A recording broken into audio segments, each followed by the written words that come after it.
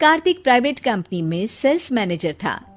उसके माता पिता, पत्नी मीरा, बहन राधा और 2 बच्चे हैं। एक दिन मीरा कहती है, कार्तिक, बच्चों के स्कूल में एनुअल फंक्शन के लिए 2000 जमा करने पड़ेंगे। अरे अभी कुछ दिन पहले ही तो 10,000 जमा किए थे ना। हाँ, वो तो फीस और प्रोजेक्ट के पैसे जमा किए थे। अभी तो अगले महीने एडमिशन फीस और किताबों के पैसे भी जमा करवाने पड़ेंगे। 40 से 50,000 का खर्चा है। मीरा, इतनी तो सैलरी भी नहीं है मेरी, ऐसे कैसे काम चलेगा? तो मैं क्या करूं? बच्चे को सरकारी स्कूल में डाल दूं? मीरा, तुम जानती हो ना, मैं मुश्किल से 35 से 40,000 ही कमा पाता हूँ। इस घर के खर्चे दिन ब दिन बढ़ते जा रहे हैं, थोड़ा कंट्रोल करो ना। क्या खाना और कपड़े पहनना भी बंद कर दूं? मैं ऐसा नहीं कह रहा हूँ मीरा। तुम जानती हो राधा का भी पोस्ट ग्रेजुएशन पूरा होने वाला है। घर के खर्चों के साथ उसकी शादी की जिम्मेदारी भी उठानी है। मेरे बच्चों की पढ़ाई से ज्यादा इम्पोर्टेंट राधा की शादी है, तो करो जो मन में आए। मैं बोझ लगती हूँ तो मैं बच्चों के साथ अपने मायके चली जाती हूँ। तुम्हारी सारी मुसीबतें ही खत्म हो जाएगी। मीरा, मुझसे बहस मत करो। सुबह सुबह ऑफिस जाने के टाइम पर ही कलेश करके दिन मत खराब करो। इतना बोलकर कार्तिक वहां से चला जाता है। तभी, कार्तिक बेटा, ऑफिस जा रहे हो? मेरी दवाइयां लेते आना। और बेटा, बिजली का भी बिल 2 महीने से जमा नहीं हुआ, इसे भी आज जमा करवा देना। जी पिताजी, लाइए बिजली का बिल। 4,600 रुपए बिजली का बिल आया है। माँ, मीरा, राधा, कितना ज्यादा बिल आया है। भैया, ये 2 महीने का बिल है और मैं तो सिर्फ फोन चार्ज करती हूँ। अरे बेटा, मैं तो गीजर से पानी गर्म करने के अलावा मेरे कमरे में एक पंखा और एक लाइट ही तो जलते हैं। मीरा, तो फिर इतना बिल कैसे आया? हाँ, सारा इल्जाम मेरे पर ही लगा दो ना।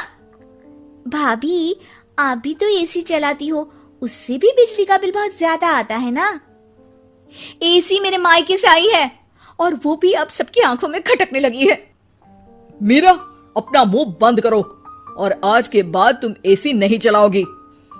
माँ, आप भी अपना पानी धूप में गर्म करके नहाया करो। कार्तिक ये कहकर घर से ऑफिस के लिए निकल गया।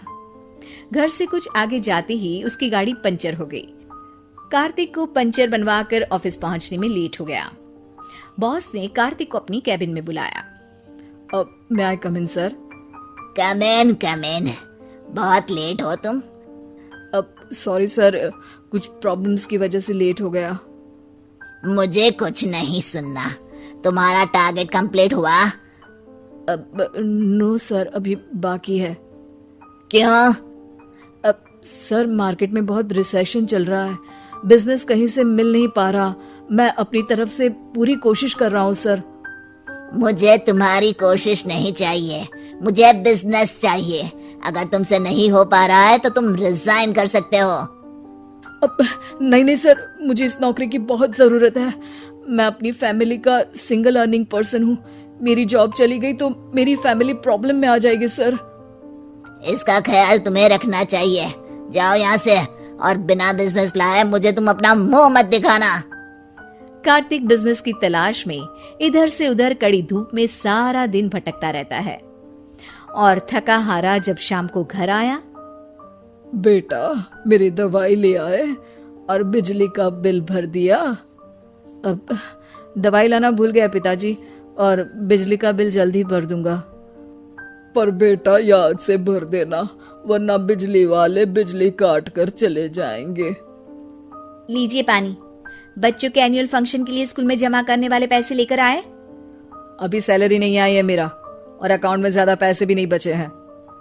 तो क्या बच्चों को स्कूल भेजना बंद कर दूं? बच्चे अगर इस साल एनुअल फंक्शन नहीं अटेंड करेंगे तो कोई पहाड़ नहीं टूट पड़ेगा। और अब तुम मेरा दिमाग खाना बंद करो। अरे, आप मुझ पर क्यों चिल्ला रहे हैं? कार्तिक गुस्से में घर से बाहर चला जाता है। अब मीरा रोने लगती है। भाभी, आप रोइए मत, टेंशन लेने से कुछ नहीं होगा।